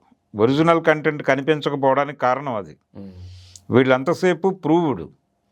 దాంతో ఒక కొత్త తరహా కథ ఏదైనా గనక ఎవరైనా తెలుగు రచయిత తన స్ఫురణలోకి వస్తే, తన కలంలోకి వచ్చి కాగితం మీదకి వస్తే, దీన్ని తీసుకెళ్ళి తమిళ్లో తీస్తే బెటరా, మలయాళంలో తీస్తే బెటరా అని ఆలోచించే పరిస్థితి. దీన్ని ఎన్ఆర్ నంది గారు ఒక నవల్లో రాశాడు. సినీ జనారణ్యం అనే నవల్లో, ఓకే, ఇక్కడ లాభం లేదు, మనం కొత్త కథలను ఇక్కడ చెప్తే కుదరదు, మనం బెంగాల్ వెళ్ళి సినిమా తీసుకోవడం బెటరు, పేరు మార్చేసుకుని అతని పేరు ముకుందరాయ్ అని చెప్పి అక్కడికి వెళ్ళి సినిమా తీసుకోవడం బెటరు. ఇది హిట్ అయితే ఇక్కడ ఎవరో ఒకళ్ళు రీమేక్ రైట్స్ అడుగుతారు, అప్పుడు అమ్మేసుకుని సొమ్ము చేసుకుందాం ఓకే అని ఆలోచిస్తాడు ఆయన. ఇది 70 దశకంలో వచ్చిన నవల కాబట్టి అప్పటి నుంచి ఇదే పరిస్థితి. అంటే ఈవెన్ తెలుగులో రీమేక్ అయిన సందర్భంలో కూడా ఒరిజినల్ కంటెంట్ని చాలా ఇబ్బంది పెడతారు వీళ్ళు. 16 ఏళ్ల వయసు అనే సినిమా రాఘవేంద్రరావు గారు రీమేక్ చేశారు. దాని ఒరిజినల్ సినిమాకి తెలుగు సినిమాకి చాలా తేడా ఉంటుంది. ఓకే, ఆ డ్రైవ్కి సంబంధించి. ఈవెన్ మొన్న వచ్చిన పవన్ కళ్యాణ్ గారి వకీల్ సాబ్ దాని ఒరిజినల్ అమితాబ్ చేశాడు హిందీలో, పింక్ అనుకుంటా, పింకే. ఆ ఒరిజినల్ సినిమాకి తెలుగు సినిమాకి చాలా తేడా ఉంటుంది, మీటర్ తేడా ఉంటుంది. అలాగే అంటే దానిలో ఉన్నటువంటి వాస్తవ చిత్రీకరణ ఇక్కడ ఉండదు. ఇక్కడ కొన్ని ఈయన కోసం అనే పేరుతో జొప్పించినటువంటి సన్నివేశాలు ఇవి సినిమాని హిట్ చేస్తాయని నమ్ముతారు వీళ్ళు.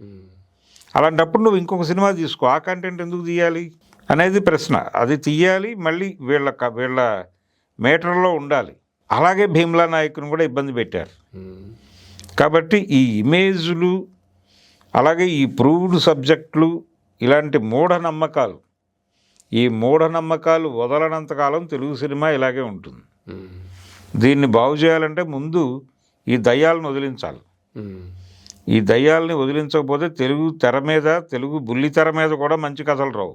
మన ఓటీటీలోకి వెళ్తున్న కంటెంట్ కూడా అంటే కామెడీ పేరుతో వికృతమైన హాస్యం చేస్తున్నారు. పైగా వీళ్ళు వరల్డ్ సినిమాని అధ్యయనం చేస్తున్నాము ఇవన్నీ మాట్లాడతారు, కానీ ఎక్కడ ఇది కనిపించదు, ఆ స్పృహ కనిపించదు. కనీసం వాళ్ళ సినిమాలు మన జనం చూస్తున్నారు అని కూడా వీళ్ళు అనుకోవట్లేదు. తెలుగు సినిమాలు ఆ మధ్యకాలంలో థియేటర్లలో వరుసగా ఫెయిల్ అవడానికి కారణం పెరిగిన ప్రేక్షకుల స్థాయి అనేది కూడా వీళ్ళకి అర్థం కాల. ప్రేక్షకుల అవగాహన, ఆలోచన స్థాయిలు విపరీతంగా పెరిగినాయి ఓటీటీలు వచ్చాక. పర్టికులర్గా లాక్డౌన్ టైంలో ఇళ్లల్లో ఉండి విపరీతంగా ఈ ఓటీటీల్లో వచ్చినటువంటి ఇతర భాషల కంటెంట్ అంతా చూసేశారు. చూడటం ద్వారా సినిమా ఎలా ఉండాలో వాళ్ళకు ఒక పద్ధతి అర్థమైపోయింది ప్రేక్షకులకి. వాళ్ళు ఆ కంటెంట్ కోసం వెతుకుతున్నారు. ఆ తరహా ధోరణులు మన తెలుగు సినిమాలో కనిపించక థియేటర్కి వెళ్ళటం మానేశారు. థియేటర్లకి జనాలు రావటం లేదు, దానికి పైరసీ కారణం, ఇంకొకటి కారణం అని మాట్లాడతారు. కానీ పైరసీ కొంత కారణం కావచ్చు కాక, కానీ థియేటర్లలోకి రావడానికి జనాలు కొంత ఎందుకులే అనుకోవడానికి కారణం కొత్తదనం ఉండదు మన సినిమాల్లో అని ఫిక్స్ అవటం. అండ్ జనజీవితం నుంచి కూడా దూరం వెళ్ళిపోయింది. తెలుగు సినిమాకి తెలుగు జీవితానికి మధ్య అగాధం ఉంది. తెలుగు సమాజాన్ని తెలుగు సినిమాలో చూడటం కష్టం. తెలుగు సామాజిక ఘర్షణలు తెలుగు సినిమాలో రిఫ్లెక్ట్ కావు. మన జీవితానికి ప్రతిఫలనం సినిమా అని అనుకోడు ఎవడు ప్రేక్షకుడు. దీనికి ఒక రీజన్ ఏం చెప్తారంటే మన వాళ్ళు, మన డైరెక్టర్లు, పాత కమర్షియల్ డైరెక్టర్లు అందరూ చెప్పే మాటే, అంటే జీవితంలో ఉండే రకరకాల కష్టాల నుంచి కొంత రిలాక్సేషన్ కోరుకోవటం. అంటే రిక్షా తొక్కేవాడు తన బాధలు చూడటానికి థియేటర్కి రాడు, థియేటర్కి వచ్చి ఆనందపడటానికి వస్తాడు. అలాంటప్పుడు ఒక రిక్షా కార్మికుడి పాత్రలో సూపర్ హీరో అందరినీ చితక్కొట్టేసి ఆ రిక్షా కార్మికుడిగానే ఒక 5-6 అమ్మాయిలతో డ్యాన్సులు చేసి ఇదంతా తానే అనుకుని భావించి ఆ సినిమాని ఎంజాయ్ చేస్తాడు. అది మేము చేస్తున్నాం. ఆ ఆనందాన్ని ప్రేక్షకులకు ఇవ్వడం కోసం ఏం చేయాలి అని ఎప్పటికప్పుడు కొత్తగా ఆలోచిస్తున్నాం అని చెప్తారు. మేము అందులో వైరుధ్యాలను కూడా ఆవిష్కరిస్తున్నాం. అంటే వీళ్ళు అండర్ ప్లేలో ఒక డబ్బులున్నటువంటి వాడి కూలీ సినిమా తీశారనుకోండి, ఒక కూలీ ఆయన ఒక డబ్బులున్నటువంటి ఒక ఆసామీ కూతుర్ని ప్రేమిస్తాడు. వాళ్ళిద్దరి మధ్య ఒక ప్రేమ మొదలవుతుంది. ఆ అమ్మాయి ఇతన్ని ప్రేమిస్తుంది, ఇతను ఆ అమ్మాయిని లొంగదీస్తాడు. ఈ లొంగదీయటం అనే దాని ద్వారా ప్రేక్షకుల్ని ఎంటర్టైన్ చేస్తారు. ఆ అమ్మాయితో చాలా పనులు చేయిస్తారు లాక్కొచ్చి హీరో గారు. అంటే ఒక మహిళ పట్ల ఇలా బిహేవ్ చేయటం కరెక్టా అనే డిస్కషన్లోకి వెళ్తే మళ్ళీ ఈ కథ తేలిపోతుంది. కానీ అది రాదు. అది రాకుండా వీళ్ళు ఇదే విలువ కింద ప్రచారం చేస్తారు, ప్రమోట్ చేస్తారు. మీరు ఏ సినిమా అయినా రాఘవేంద్రరావు గారు తీసినటువంటి వెంకటేష్తో తీసిన కూలీ నెంబర్ 1 అనే సినిమా కానివ్వండి, లేకపోతే ఘరానా మొగుడు కావచ్చు, ఈ సినిమాలు అన్నిట్లోనూ అదే ఫార్ములా. అంటే హీరోయిన్ని లొంగదీసేటువంటి హీరో ఒక డబ్బులున్న అమ్మాయిని లొంగదీయటం అనేది హీరో వర్షిప్ లాగా ప్రమోట్ చేయడం ద్వారా హిట్ కొట్టాలి. ఇది సక్సెస్. ఒక డబ్బు ఉన్నటువంటి మదమెక్కినటువంటి అమ్మాయిని ఈడ్చుకొచ్చే అమ్మాయితో తన ఇంట్లో బట్టలు ఉతికిస్తే వీడు సూపర్ మ్యాన్. ఇది పరిస్థితి. అంటే ఇలా వీళ్ళు ఒక రకంగా జనజీవితంలో ఉన్న వైరుధ్యాలని తలకిందులుగా దర్శింపజేసే ప్రయత్నం చేస్తారు. ఇది ప్రమాదం. అందుకని ఇది కేవలం సమాజాన్ని పట్టించుకోకపోవడం మాత్రమే కాదు వీళ్ళు చేస్తోంది, సమాజానికి చేయవలసిన హాని కూడా చేసేస్తున్నారు. ఇది మలయాళ పరిశ్రమలో లేదు. లక్కీగా వాళ్ళు అలా అనుకోవట్లేదు. మలయాళంలో ఇలాంటి కథలు రావు. ఇప్పుడు ఐవి శశి ఉండేవాడు. ఐవి శశి గారు ఒక అద్భుతమైన సినిమా తీశాడు. అంటే దాన్ని మనం ఇక్కడ బూత్ సినిమాగా ప్రచారం చేశారు మన వాళ్ళు. హర్ నైట్స్ అనో ఏదో ఒక ఇంగ్లీష్ టైటిల్ పెట్టి ఆ మలయాళం సినిమాని ఇక్కడ నూన్ షోస్లో రిలీజ్ చేస్తే కుర్రాళ్ళందరూ వెళ్ళి చూశారు. ఆ రోజుల్లో మలయాళం సినిమా అంటే బూత్ సినిమాగా ఒక అభిప్రాయం ఉండేది జనాల్లో. అంటే వాళ్ళు బోల్డ్గా చాలా విషయాలు మాట్లాడతారు. వాళ్ళ చిత్రీకరణ కూడా అలాగే నడుస్తుంది. దాన్ని ఇంకొక వికృత స్వభావంతో జనాలకు చూపించటం డిస్ట్రిబ్యూటర్లు చేసిన దుర్మార్గం ఇది. అదే సినిమాని అంగడి బొమ్మ అనే టైటిల్తో వి మధుసూదన్ రావు గారు రీమేక్ చేశాడు. రీమేక్ చేస్తే జనం చూశారు. అది సీమా యాక్ట్ చేసింది, అందులో ఆ అమ్మాయే. మలయాళంలో యాక్ట్ చేసింది సీమానే, ఇక్కడ కూడా యాక్ట్ చేసింది. ఆ సినిమా చాలా హృద్యంగా ఉంటుంది. అది నిజానికి అదే. అంటే ఒక వ్యభిచార వృత్తిలో ఉన్నటువంటి మహిళ జీవితం, ఆ ఘర్షణ అలా ఉంటుంది అనేది చెప్పాడు ఆయన. దాన్ని ఈయన అడాప్ట్ చేసుకుని సినిమా తీశాడు. దానికి ముందు దశ ఏంటంటే ఆ సినిమాని ఒక సెక్స్ సినిమాగా ప్రమోట్ చేసి మనం ఇక్కడ ఆడించిన దిక్కుమాలిన చరిత్ర కూడా మనకుంది మన పరిశ్రమకి. ఇలాంటివి కొన్ని వందల ఉదాహరణలు ఉన్నాయి. తెలుగు సినిమా పరిశ్రమ పేరుతో ఇక్కడ పంపిణీదారులు, నిర్మాతలు, దర్శకులు చేసిన దుర్మార్గాలు చెప్పుకుంటూ పోతే ఇది ఒక అద్భుతమైన సినిమా వస్తుంది నిజానికి. అటువంటి గందరగోళం ఉండబట్టి మనం జీవితాలను దర్శించం, జీవితాల్లో ఉన్నటువంటి వైరుధ్యాలని తెర మీద ప్రదర్శించాలని అనుకోం. మన మధ్య అనేక సంఘటనలు ఇప్పుడు రోజువారీ జరుగుతున్నాయి. అనేక హింసలు, అంటే డ్రగ్స్ ఇవన్నీ జరుగుతున్నాయి. ఇప్పుడు సమాజంలో డ్రగ్స్ ఉన్నాయి, ఇవన్నీ ఉన్నాయి, యువత పాడైపోతుందని మాట్లాడేస్తున్నారు అందరూ. దాని మీద సినిమాలు తీస్తున్నారు. సినిమాలు తీయమని ప్రభుత్వం ప్రోత్సహిస్తుంది. రేవంత్ రెడ్డి గారు రోజుకు 10 సార్లు మాట్లాడుతూ ఉంటాడు. సినిమా పరిశ్రమ వాళ్ళు కలిసినప్పుడల్లా ఈ డ్రగ్స్ అనేటువంటి మహమ్మారిని సమాజం నుంచి పారదోలే పద్ధతిలో మీరు సినిమాలు తీయండి, అడ్వర్టైజ్మెంట్లు చేసి నాకు ఇవ్వండి, నేను సినిమా హాళ్ళలో ప్రదర్శిస్తాను, ఇవన్నీ మాట్లాడతాడు ఆయన. కానీ ఈ డ్రగ్స్ ఏరియాలోకి వెళ్ళినటువంటి దర్శకులు యూత్ పాడైపోతుంది అని ఒక జనరల్ స్టేట్మెంట్ ఇచ్చుకుంటూ పెడతారు తప్ప యూత్ పాడైపోవడానికి వెనకాల ఉన్నటువంటి సామాజిక కారణాలని ఆ సినిమాలో మాట్లాడే ప్రయత్నం చచ్చినా చేయరు. ఇదేదో అనుకోకుండా గాలిలో నుంచి డ్రగ్స్ వచ్చి వీళ్ళు వాంటెడ్గా వెళ్ళి వాటిని కన్జ్యూమ్ చేస్తున్నట్టుగా సినిమా చేస్తారు. ఇది ప్రమాదం. ఆ ప్రమాదం చేస్తున్నారు తెలుగు సినిమా దర్శకులు మొదటి నుంచి. మనకి పెట్టుబడి సబ్జెక్టును నిర్ణయిస్తుంది. అంటే వీళ్ళ వ్యాపారం కోసం సినిమా ఉపయోగపడాలి. సినిమాల్లోకి ఒక ఏ తరహా డబ్బులు వస్తున్నాయో ఆ తరహా సినిమాలు వస్తాయి మనకి. లిక్కర్ బిజినెస్లో, లిక్కర్ వ్యాపారంలో డబ్బు చేసుకున్న వాళ్ళు సినిమాల్లోకి వచ్చినప్పుడు క్లబ్ సాంగ్స్ మొదలైనవి మనకి. ఇప్పుడు రావుల్ అంకయ్య గౌడ్ గారు ఇలాంటి వాళ్ళ డబ్బులు సినిమాల్లోకి వచ్చాక, లిక్కర్ బిజినెస్ నుంచి వచ్చిన డబ్బులు వచ్చాకే క్రైమ్ సినిమాలు మొదలైనవి. క్రైమ్ అండ్ యాక్షన్ సినిమాలు, వాటిలో క్లబ్ సాంగ్స్, తాగటము, ఈ తరహా ప్రమోషను, వాళ్ళ వ్యాపారం దీంతో లింక్ చేసి దాన్ని ప్రమోట్ చేయటంగానే సినిమా నడిచింది. ఏ పెట్టుబడి వస్తే ఆ పెట్టుబడి దాని తాలూకా విలువల్ని ప్రతిపాదిస్తూ వెళ్ళింది. ఇప్పుడు లిబరలైజేషన్, ఈ విలువల్ని ప్రచారం చేయటం కోసం సినిమాలు తీస్తున్నారు. అంటే తిరోగమన విలువల్ని ప్రచారం చేయటం కూడా ఇప్పుడు అవసరం, ఇప్పుడు సమాజానికి అవసరం. ఆ తిరోగమన విలువల్ని ప్రచారం చేసేటువంటి దర్శకుల్ని నెత్తిన పెట్టుకుని సినిమాలు చేస్తున్నారు. దానికి ఒక అద్భుతమైన ఉదాహరణ త్రివిక్రమ్ శ్రీనివాస్. ఆయన తిరోగమన విలువల్ని అద్భుతంగా ప్రచారం చేయగలడు, జనాల్ని కన్విన్స్ చేసి థియేటర్లో కూర్చోబెట్టగలడు అనడానికి ఆయన మధ్యకాలంలో సినిమా తీశాడు అలవైకుంఠపురంలో అని. ఆ సినిమా ఒక రకంగా ఇంటి గుట్టు అని పాత రామారావు గారి సినిమా రీమేకే.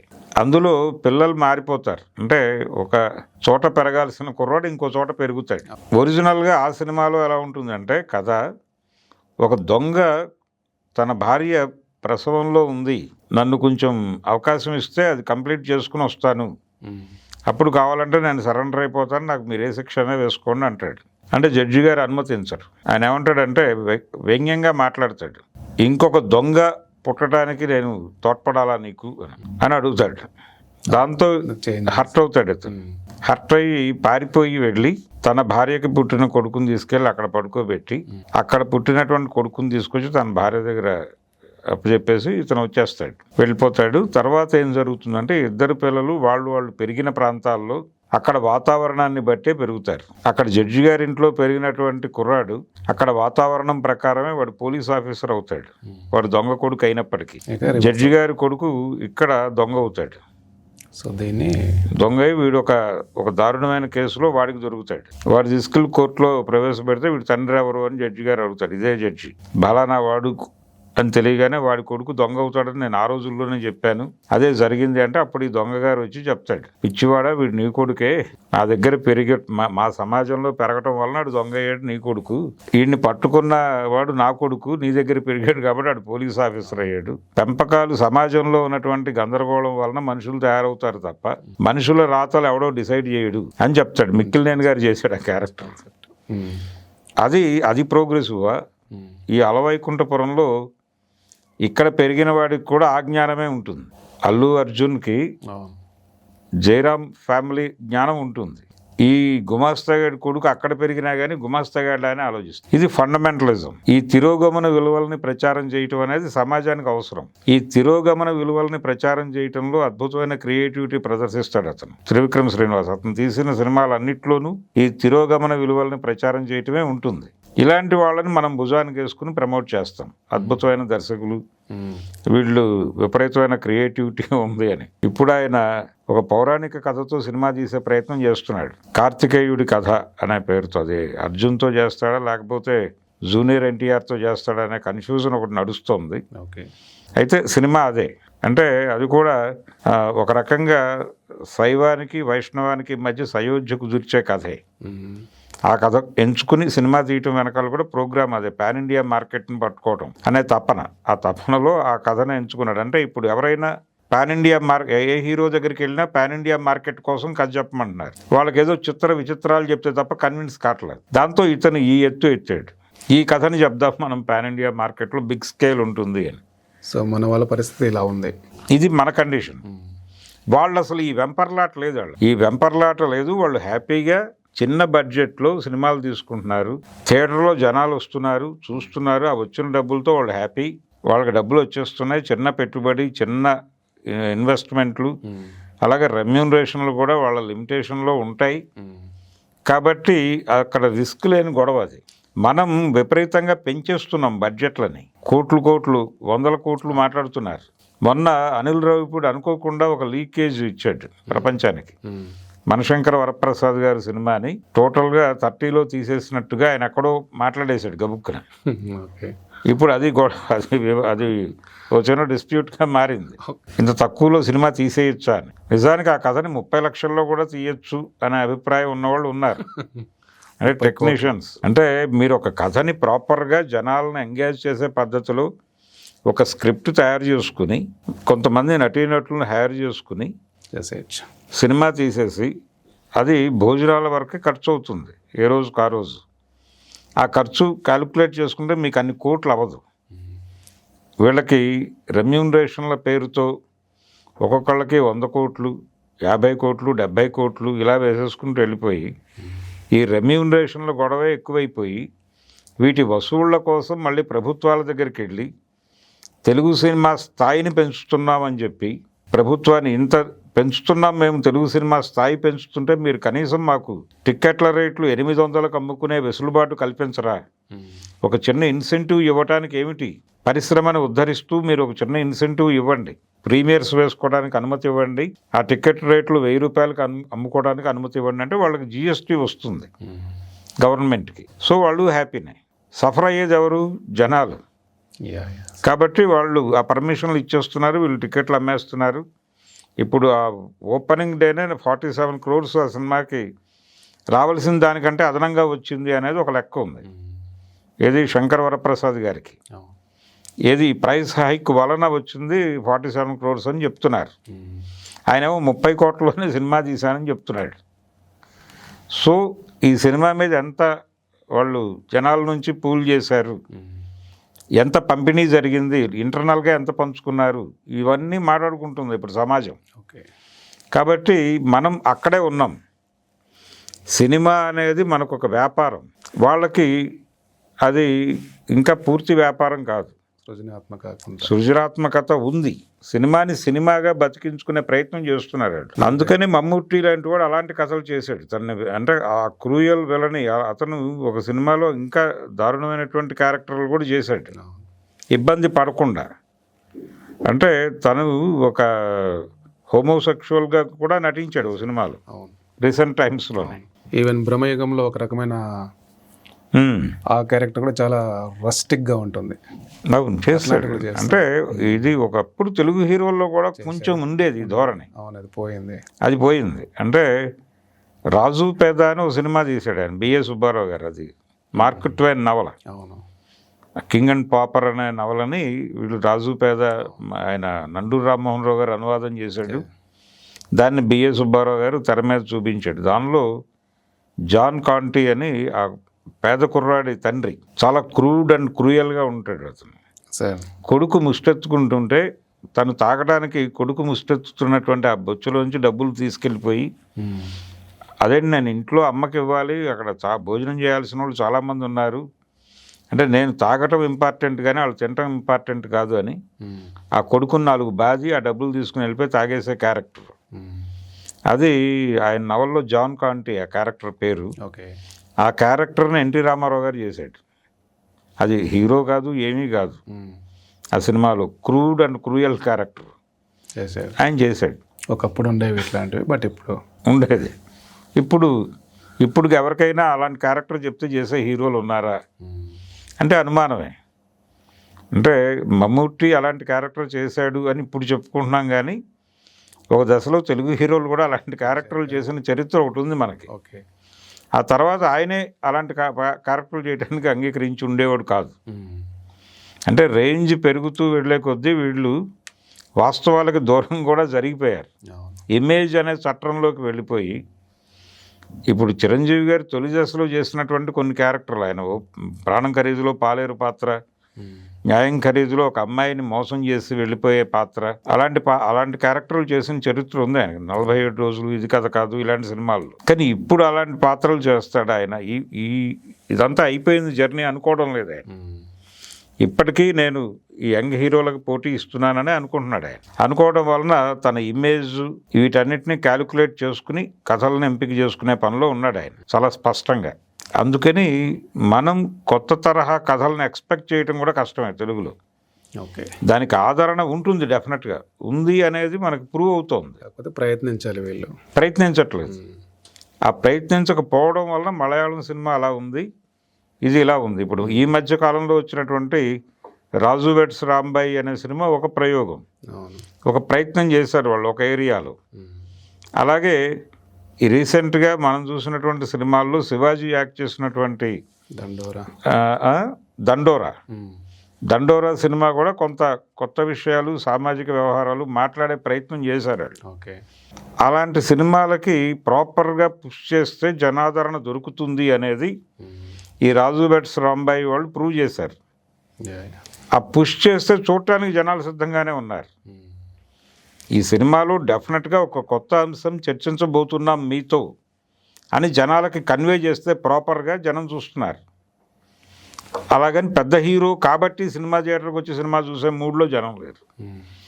ఇది స్పష్టంగా అర్థమవుతోంది. మన రాజాసాబ్ దెబ్బతింది, అలాగే భర్త మహాశైలుకు అనే పేరుతో రవితేజ చేసినటువంటి సినిమా దెబ్బతింది. ఇన్ని అనుభవాలు ఉన్నప్పటికీ వీళ్ళకి అర్థం కావట్లేదు. ఓకే, ఆడియన్స్ మూడ్, ఆడియన్స్ పర్సెప్షన్లో వచ్చిన మార్పు, వాళ్ళ మెదళ్లలో వచ్చినటువంటి ఎదుగుదల, ఇవేవి వీళ్ళ దృష్టికి ఆనట్లేదు. అందుకని ఇప్పటికీ మనం కమర్షియల్ గొడవ, కమర్షియల్ అనే పేరుతో నేల విడిచి సాము చేయటము, ఆ సాములు చూడటానికి జనాలు సిద్ధంగా లేరు. అవేమో అలా విఫల సాములుగా మిగిలిపోతున్నాయి. అవి చూడటానికి హిందీ మార్కెట్ కూడా సిద్ధంగా లేదు. అందుకని వీళ్ళు పాన్ ఇండియాలో కూడా పెద్దగా పెర్ఫామ్ చేయట్లే ఈ మధ్యకాలంలో. తెలుగు సినిమా పాన్ ఇండియా మార్కెట్లో ఏదో పెను విప్లవాన్ని సృష్టించింది అని సంకలు అంటే విపరీతంగా భుజాలు చరుచుకున్నారు. కానీ ప్రస్తుతం అదేం లేదు. ఆ బుడగ పేలిపోయింది. ప్రస్తుతం పాన్ ఇండియా మార్కెట్లో మనం నెమ్మదిగా జీరో వైపుగా ప్రయాణం సాగుతోంది. దీన్ని గుర్తించాలి. కొత్త కథ చెప్పకపోతే మీకు ఎక్కడా ఆదరణ ఉండదు. మీరేమో పక్క రాష్ట్రాల మార్కెట్ల మీద మీకు దృష్టి ఉంటుంది, కానీ అక్కడ ప్రేక్షకుల స్థాయిని పట్టించుకుని సినిమాలు తీయాలనే బుద్ధి ఉండదు మీకు. లేనప్పుడు చెత్త సినిమాలే వస్తాయి. చెత్త సినిమాలు ఆదరించడానికి వాళ్ళు సిద్ధంగా లేరు. ఇక్కడ హీరో ఇమేజ్ ఉంది కాబట్టి కొంతమేరకు డబ్బులు వస్తాయి, అక్కడ ఆ డబ్బులు కూడా రావు. అది రాజాసాబ్ అనే సినిమా ప్రూవ్ చేసింది. సో తెలుగు సినిమా బాగుపడాల్సినటువంటి సందర్భం ఉంది, ఒక నిర్ణయం తీసుకోవాల్సిన జంక్షన్లో ఉంది. ఆ జంక్షన్లో కూడా గందరగోళంగానే ఉంది అది. సో ఆ దిశగా మార్పు రావాలని కోరుకుందాం సార్. అంతకు మించి ఇంకా చేయగలిగింది ఏమీ లేదు. Okay, thank you sir. Thank you అండి.